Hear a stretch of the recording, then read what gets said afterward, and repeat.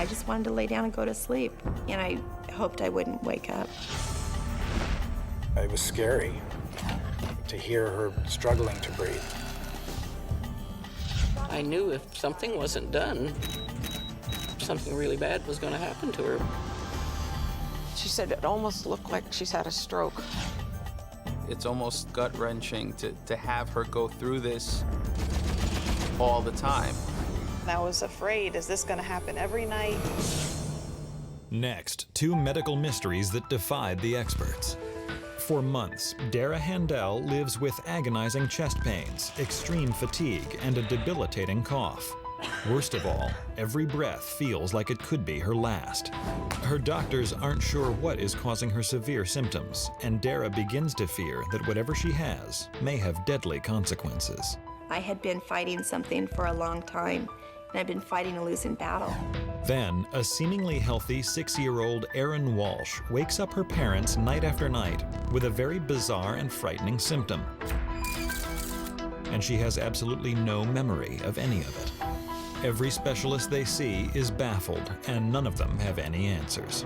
I'm supposed to take care of her and make sure stuff like this doesn't happen. And there was nothing that I could do to prevent it. When illness strikes, we look to doctors to give us answers. But what if they can't? For these unlucky patients, diagnosis is a mystery.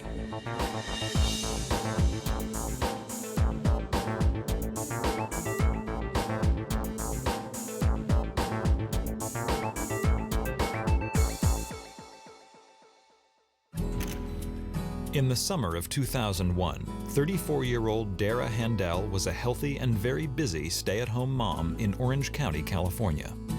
We would wake up in the morning and hit the ground running, and it just seemed like we never had any downtime. Dara was very active in the school projects. She was room mom all throughout our kids' schooling. It seemed as if the Handels were living a typical suburban life, until one day, when Dara receives a distressing phone call from her sister in Idaho. Her sister's house, unfortunately, burned down, and Dara flew out to help her sift through the ashes. Dara spends a rough week with her sister, going through the debris, and then returns home. About 3 weeks later, she comes down with a cold, but doesn't give it too much thought. I just felt a little run down, and I thought maybe I had breathed in some smoke or some insulation. She began to have these flu-like symptoms, wheezing, coughing, headaches. We talked to each other about every day, and I could hear in her voice that she was having a problem. After a few more days with no let-up, Dara checks in with her family doctor. He assures her that it's nothing serious, probably just a bad cold, and suggests that she take an over-the-counter medication to settle her cough. But over the next few days, it's clear that the medication is not helping. In fact, Dara's symptoms are intensifying. All my joints were starting to ache all the time. I was beginning to have headaches that were almost debilitating. I had a cough that was really deep and really hard. So I called my doctor back and I said, the medication isn't helping me because I'm actually feeling a little worse. Dara's doctor tells her she probably has bronchitis and prescribes an antibiotic, but it seems to have no effect. I would cough so much that I'd wake my husband up, and I was worried about him not getting enough rest to go to work. So I decided that I would sleep on the couch downstairs.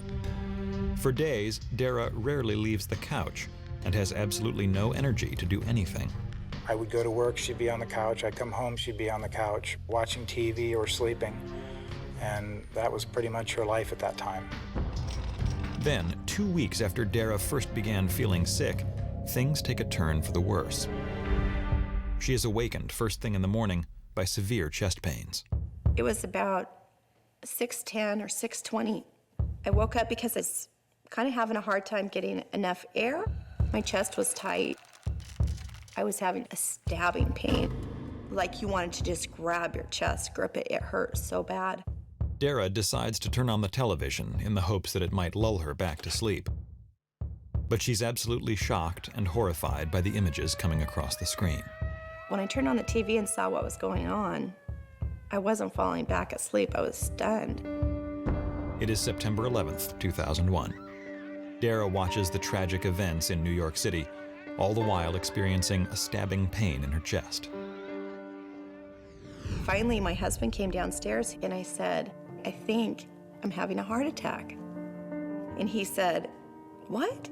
This is crazy. And he said, let's just call the doctor and see what he says.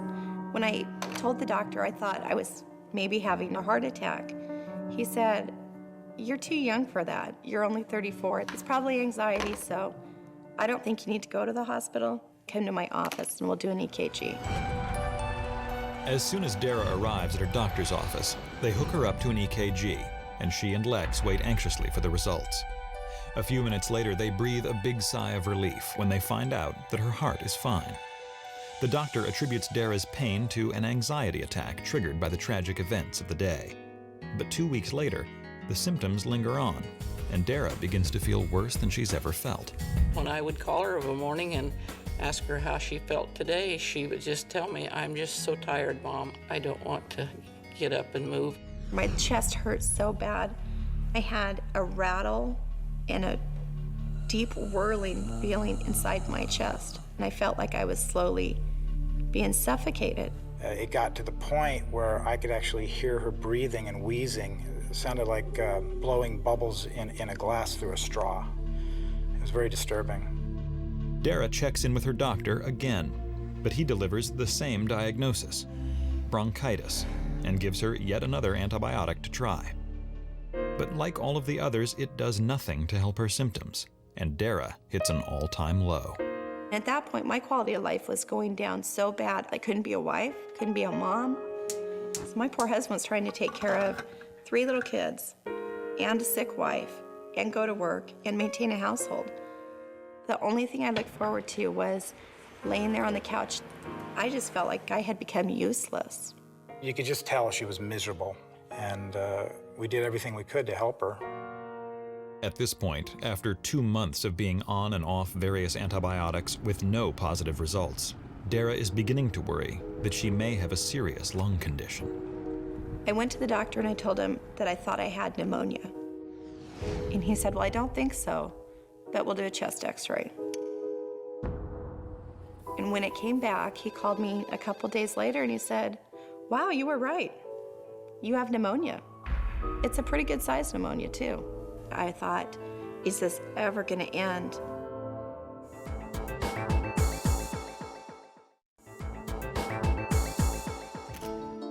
For 3 months, 34-year-old Dara Handel has suffered from a variety of debilitating symptoms: shortness of breath, joint and chest pains, extreme fatigue, and a severe cough. She's been on and off various antibiotics with no relief, and finally her doctor has diagnosed her with pneumonia. My body was tired. I had been fighting something for a long time, and I'd been fighting a losing battle.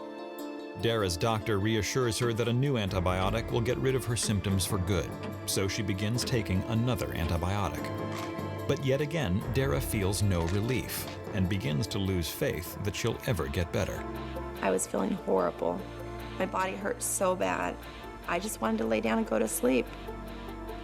And I, at that point, hoped I wouldn't wake up.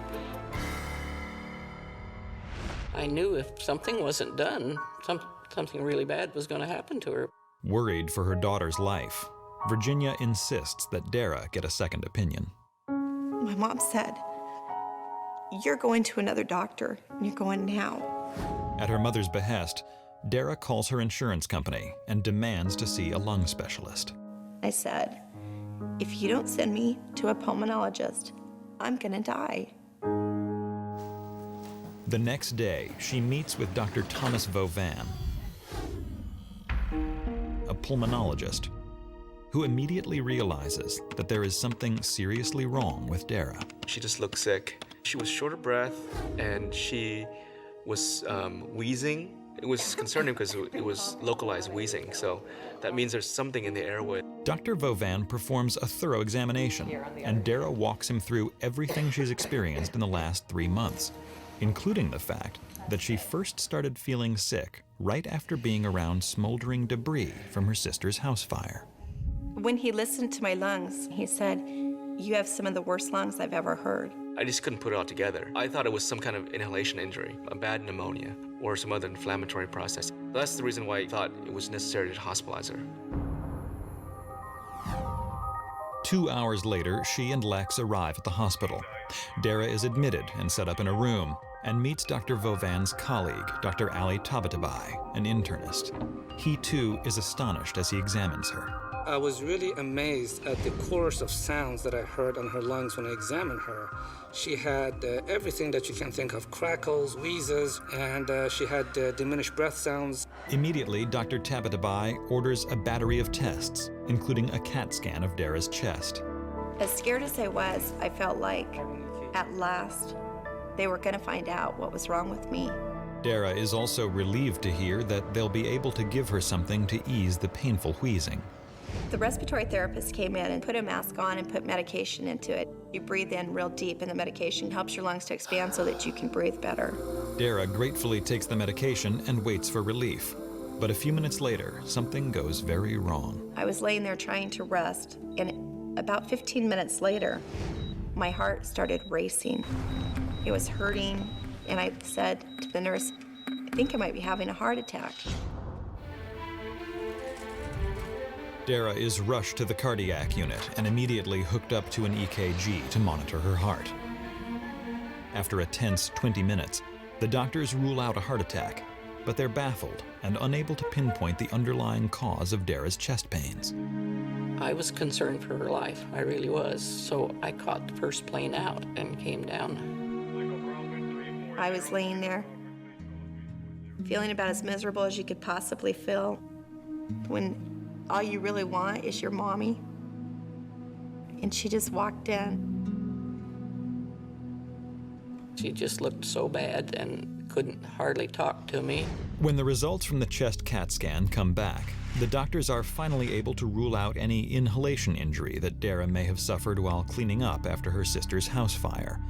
It appears now that the timing of this incident and the onset of her symptoms is nothing more than a coincidence. It wasn't in an area where inhalation could have gone to, because typically if you inhale something, it goes into upper lobe, but she had mainly lower lobe disease. But her doctors are alarmed. Her right lung shows evidence of infiltrates or spots of haziness that can signify infection, inflammation, or something far more serious, lung cancer. It was devastating. You don't ever want to hear your wife has lung cancer. That was probably one of the most terrifying things I've ever heard. The thought of lung cancer scared me half to death because I thought maybe that is what's wrong with me.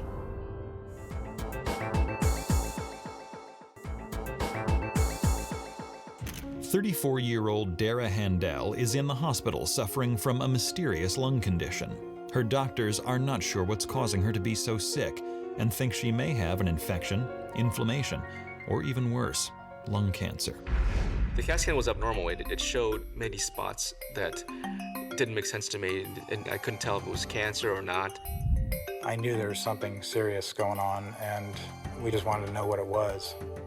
Dara's doctors decide that the only way to figure out what's going on is to examine the tissue inside of her lungs.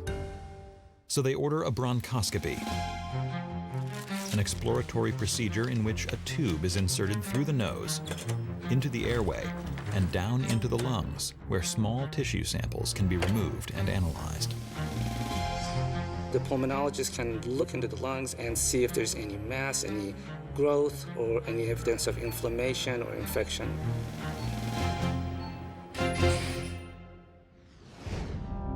Dara knows she needs the procedure right away, but it is the day before Christmas, and she can't bear to be in the hospital. I said, well, we can just bring all the presents and come up to the hospital and spend Christmas Eve here. And she said no, she just had a fit. Somewhere in the back of my mind, I knew I wouldn't be around if they couldn't take care of what was wrong with me. This would have been my last Christmas. I just wanted to be there with my kids, with my husband, with my mom. So just let me go home just for Christmas Day, please. Dr. Tabatabai agrees to discharge Dara, but only if she promises to return 2 days later for the bronchoscopy. She agrees, and a few hours later goes home to her family.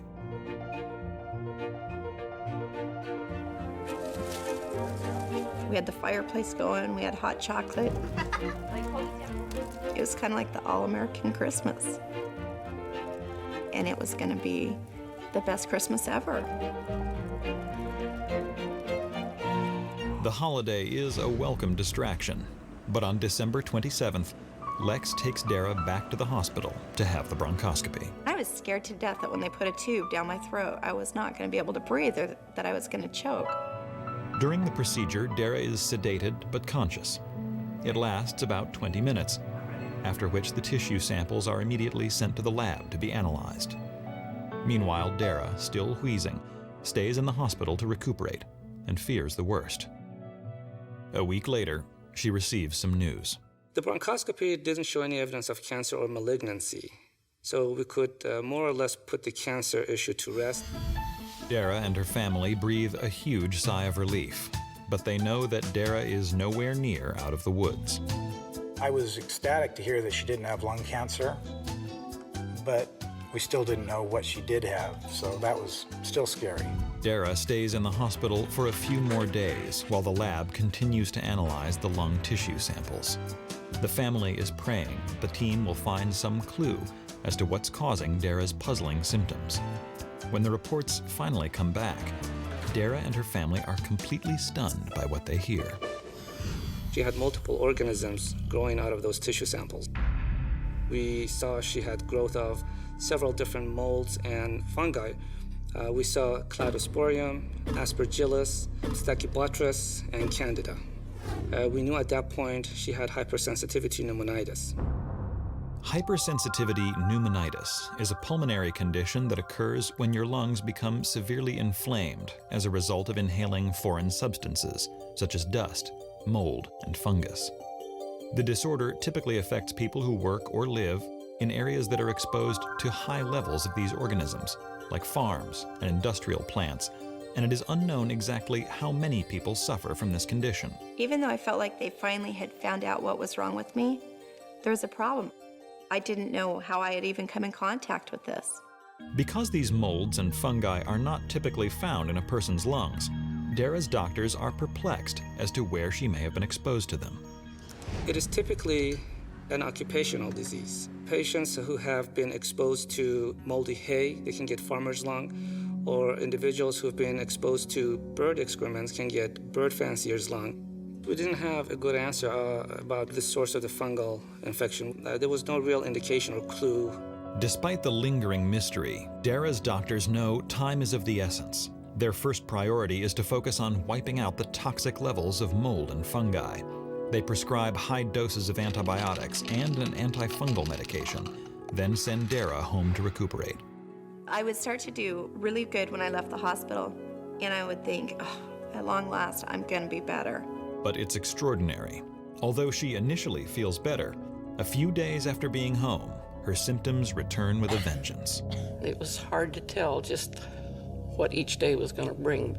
You just kept wondering, would it get better?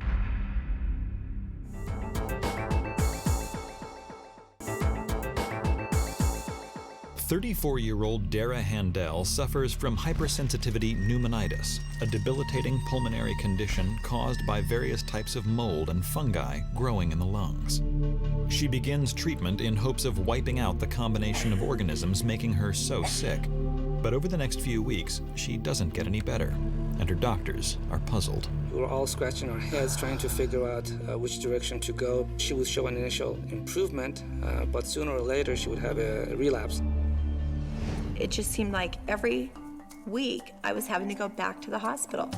After 4 months with no significant improvement, Dara's doctors make a peculiar suggestion. Since she didn't have any known exposures outside of her home or in a professional way, we concluded that Dara must have her home checked to see if there's any evidence of these organisms. Despite their skepticism, the Handels bring in a mold specialist to test their house. And when the results come back, everyone is shocked. They found that we had really high numbers of Stachybotrys. That's what most people call the toxic black mold. We also had Cladosporidium, we had Aspergillus. My lungs actually ended up matching our house samples, like exactly. The mold, it went up as far as you could see, and it was thick, looked like black hair. It was nasty looking.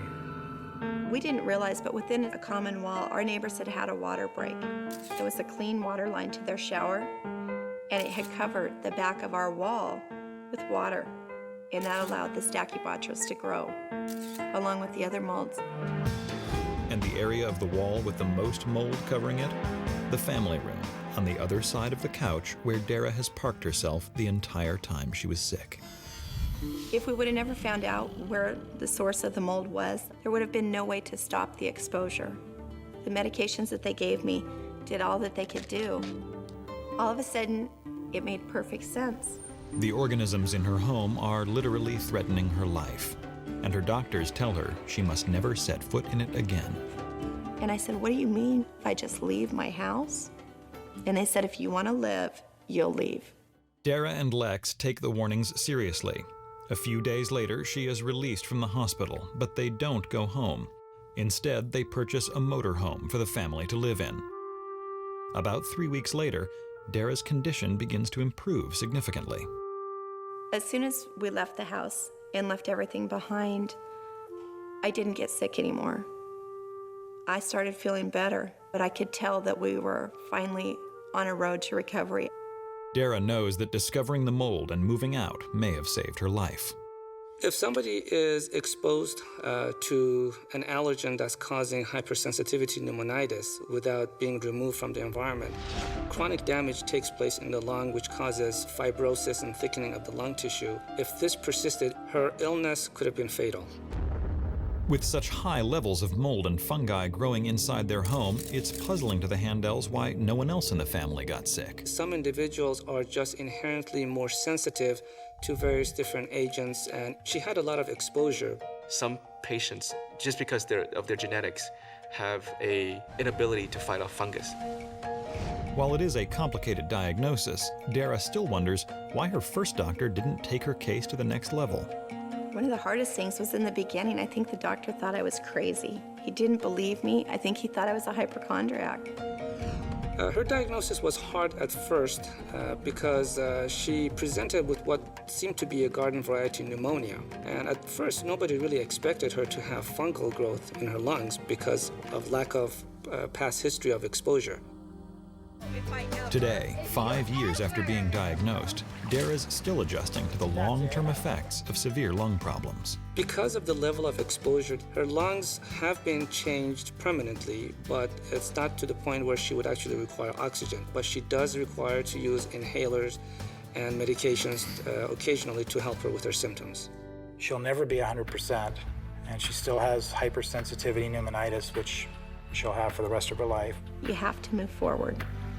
And that's what we had to do. At least we knew what had made me sick. I was going to be alive. I was going to have another Christmas with my kids. I was going to make it. While Dara Handel couldn't ignore the symptoms that left her nearly incapacitated, little Erin Walsh had no idea that she was suffering from a potentially fatal disorder until it was almost too late. In 2004, Erin Walsh was a playful and energetic kindergartner who lived with her parents and grandmother in New Jersey. Other than coming down with the usual childhood coughs and colds, she was a healthy and very normal kid. She was a very outgoing child, has always been outgoing. She was in Brownies and loved being in the Girl Scouts. She was, at the time, 5 going on 15, it seemed. But one November evening, around 9 o'clock, Erin's mom, Kim, tucks her daughter into bed like she usually does. Then, about an hour later, something very bizarre happens. I was in the next room over watching television, and I heard an odd noise, as if Erin was choking on a piece of food. So I ran in, and I saw her sitting up with her eyes closed, and her mouth was wide open, and then all of a sudden, she vomited. And I cleaned her up and changed her, and she went right back to sleep. The next morning, Kim asks Erin how she's feeling, but Erin seems to be totally fine and has no memory of throwing up the night before. I took her temperature, and she didn't have any normal signs of a virus. And she looked as if, she was back to normal. Kim trusts her instincts and decides Erin is well enough to go to school. She went through school fine, came home from school fine, was talkative, active, was hungry for supper, then went to bed approximately the same time as she usually did. And out of the blue, she got sick to her stomach again. It was almost like deja vu. I heard her make the gagging, choking sound again. I ran in, and then she vomited. She would be gagging, like as if she had something stuck in her throat. And I went right to her, and I said, "Are you all right?" And she never answered me. Linda has never seen Erin like this before. She appears to be in a deep sleep and completely unaffected by what's just happened. Linda and Kim quickly clean Erin up and tuck her back into bed. An hour later, to their surprise, Erin vomits a second time. Kim assumes Erin has simply caught a stomach bug from another kid at school, but decides to take her to the pediatrician the next morning to make sure. The doctor noticed that she had a postnasal drip and thought that possibly she had a sensitive gag reflex and told us that we should put her on a over-the-counter medicine, some kind of decongestant. Postnasal drip is a common condition where a person has too much mucus stuck in the back of their nose and throat. This excess mucus may be causing Erin to gag and spit up. I figured once the postnasal drip had ended, then she would stop vomiting. Kim follows the doctor's orders, giving Erin the decongestant for the next few days, but it doesn't seem to be helping at all. In fact, Erin's nightly vomiting episodes haven't let up a bit. A week to a week and a half later, it hadn't worked itself out yet. I guess it started to become more concerning when, it was happening on a nightly basis.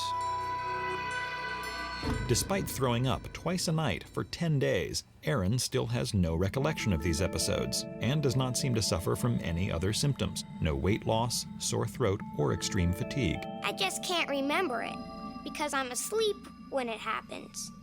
I'm asleep, I sit up, I throw up, I go back to sleep and lay down. Disturbed by this unusual behavior, Kim takes Erin back to the pediatrician for a checkup, but the doctor simply repeats his diagnosis. Erin just has a bad case of postnasal drip. After yet another week passes by with no let-up, Kim begins to worry that Erin could have something more serious. I just didn't believe that it could be the postnasal drip anymore because she wasn't blowing her nose, she wasn't coughing up phlegm.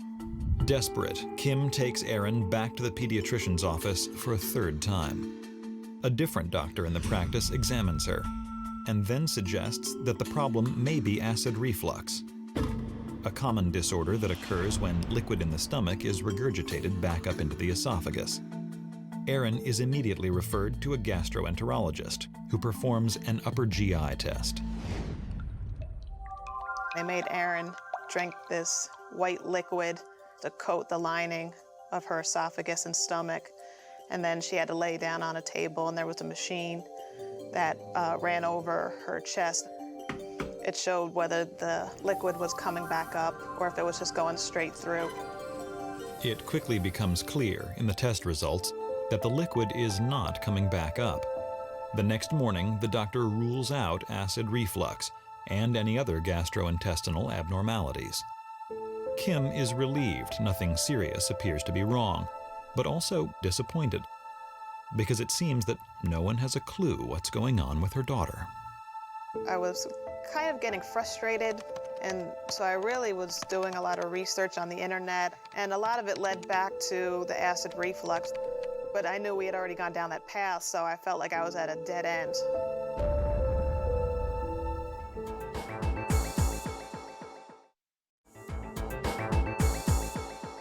For the past month, 6-year-old Erin Walsh has vomited 2 times a night almost every day of the week. Her family is extremely concerned by this bizarre behavior.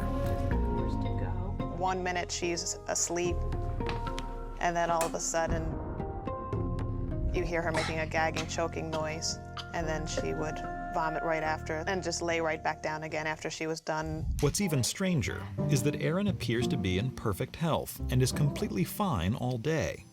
And despite a multitude of trips to the doctor, no one can find anything wrong. The family quickly establishes a system for dealing with her nightly vomiting episodes. We didn't break the routine of reading a story to her. That remained the same. What did change was how we prepared her in the room. I would always prop up the pillows. I made sure that I always had a change of sheets or a change of towels or pajamas on hand, so that way if I did need to change her, it was all ready to go. The biggest concern was that she would fall back to sleep and choke. Week after week, Erin continues to throw up every night. The episodes, which last less than a few minutes, take a toll on Erin's family, but don't seem to be affecting Erin physically or emotionally. During the day, she was back to Erin. She was herself, eating breakfast, going to school, and as if it had never happened the night before. Erin's family is baffled by these bizarre nightly events that have been going on now for 6 weeks, and they're not sure where else to turn. You're going from this professional to that professional. You're doing what you're supposed to be doing, and nothing's happening. You're not getting any answers. No one's ever heard of this behavior. Frustrated with having no answers from the doctors, Kim takes matters into her own hands. She begins to suspect that maybe Erin is eating something that is causing her to vomit, so she adjusts Erin's diet to see if that does any good. During the day, I tried to make sure that she got her proteins and carbs and vegetables, but then by 4 o'clock, she had to eat this restricted diet. I made her eat foods that would break down easily in her system, like mashed potatoes or sweet potatoes, just in hopes that whatever she ate wouldn't come back up again. Kim's experiment with Erin's diet has very little effect, but she continues to search for other clues. I thought to myself, it's only happening at night. Why is it only happening at night? Is she allergic to something in the room? Thinking that this is a new direction, we went through the room, stripping the blankets off the bed, the mattress pad, vacuumed everything, washed the drapes, washed the windows, washed the blinds. Tried to, in some ways, make the room sterile. When Kim finally takes Erin to see an allergist, she is told that it's highly unlikely that allergies are the problem. However, the doctor does suggest something new, an anti-vomiting medicine, which Kim gives to Erin that evening. It works, and for the first time in weeks, Erin sleeps through the night. Well, it was a relief because I thought possibly the medicine was working, and I was so happy that finally she was having a vomit-free night. The next day, Kim is the most positive she's been for months and thinks perhaps the episodes have finally passed. When Erin takes the medicine again that evening, Kim is hopeful she will sleep through the night. But an hour after she goes to bed, Kim's hopes are dashed. It didn't work, and once again, we were back to square one. When Kim takes Erin back to the allergist to check in, he offers no further advice. Kim and her family are beginning to feel like they're running out of options. After 2 months, there's an escalated level of frustration. It's gut-wrenching to have her go through this all the time. But one evening, when they thought it couldn't get any worse, it does. She had her first episode an hour after she went to bed, which was normal. She had her second episode an hour to an hour and a half after she went to bed, which I expected too. And then about 2 hours later, she had her third episode, which was unexpected. And then an hour after that, she had her fourth episode. And I was afraid, is this gonna happen every night? Amazingly, the next morning, Erin is tired, but otherwise seems to be just fine. Kim, however, is frightened by this latest escalation and keeps Erin home from school to rest. I was worried about how long-term, how it was gonna affect her body.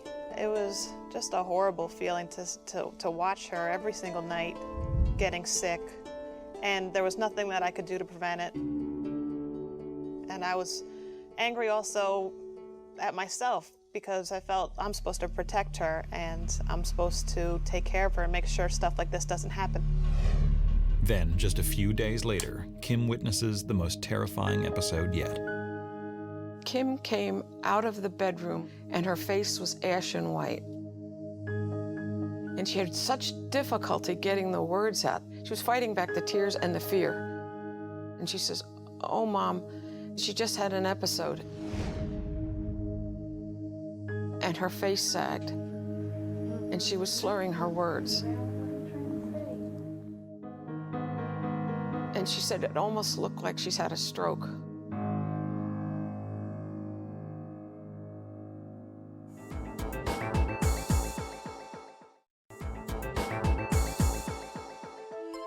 Six-year-old Erin Walsh has been throwing up twice a night for the last 3 months, and her parents are at their wits' end. None of the doctors they've seen have been able to figure out what's going on with their little girl. And then, one night after Erin has fallen asleep, the unimaginable happens. I'd ask her when she was done spitting up, "Erin, are you okay? Do you know what just happened?" And I remember watching her slur her words. And there would be drool coming out of the side of her mouth while she was talking to me. And I would just tear up. What's wrong with her now? Kim is extremely alarmed by this new behavior and isn't sure what's going on with her only daughter. But a minute after that, she would come to, and she would talk to me normally again and say, "Mommy, I'm tired. Can I go back to sleep?" And I say, "Yes, it's okay." And I would just tuck her back in again.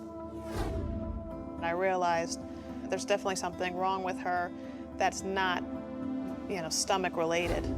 How does vomiting lead to slurring of your words? Could be something neurological.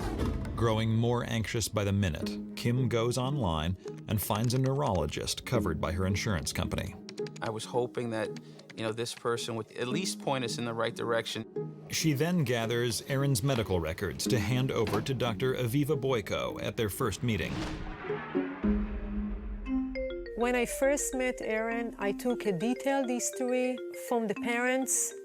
Based on Erin's symptoms, they were repetitive, they were stereotypical, they were all the same. Dr. Boyko immediately orders an MRI of Erin's brain. Kim and Raoul anxiously wait, hoping that finally they'll have the answers they've been hoping for. And the next day, the results come back normal. Next, Dr. Boyko orders an EEG, a non-invasive test used to detect brainwave activity.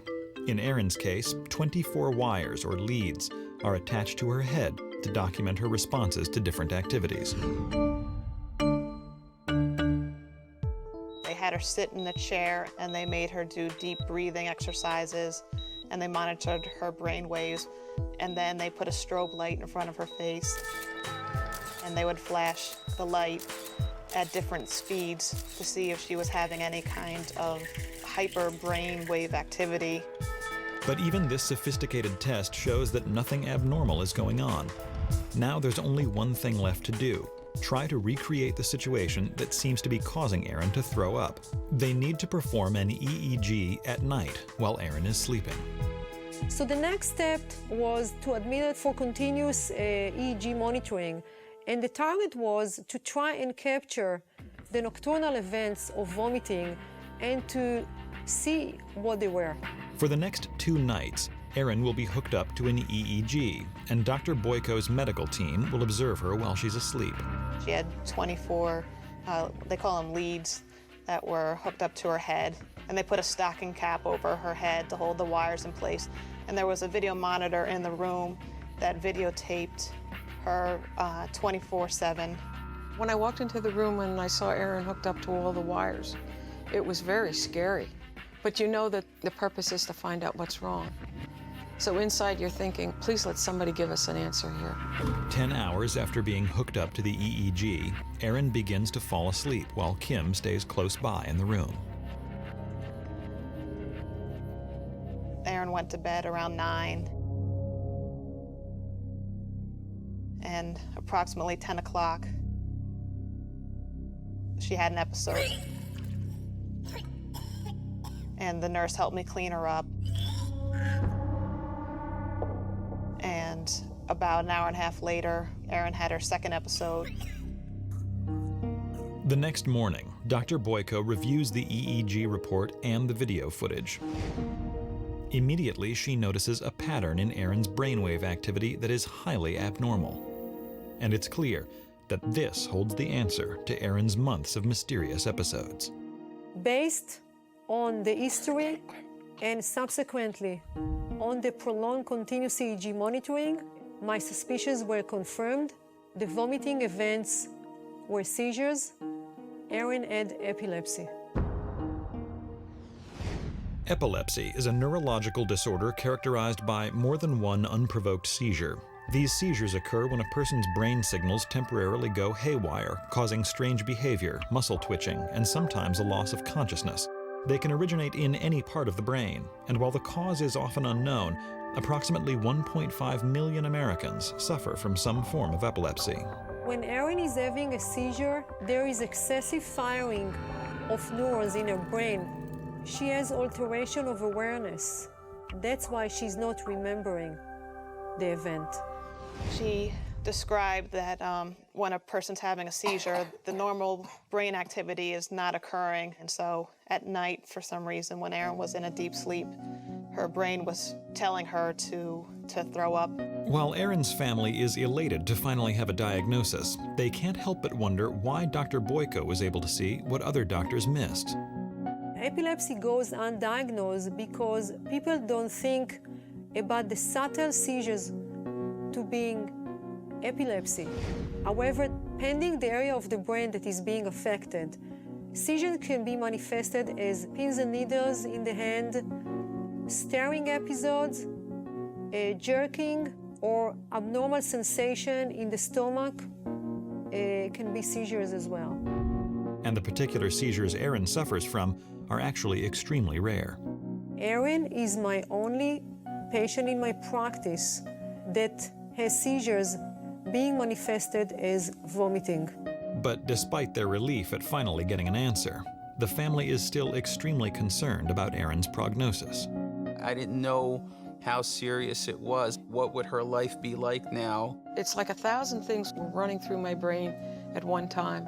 Visual pictures of her having a convulsion, possibly lying on the floor with tremors, and where is this going to go? The good news is that while epilepsy cannot be cured, it can be managed with medication. But it takes trial and error to find the right combination and the right dose. I take 14 pills.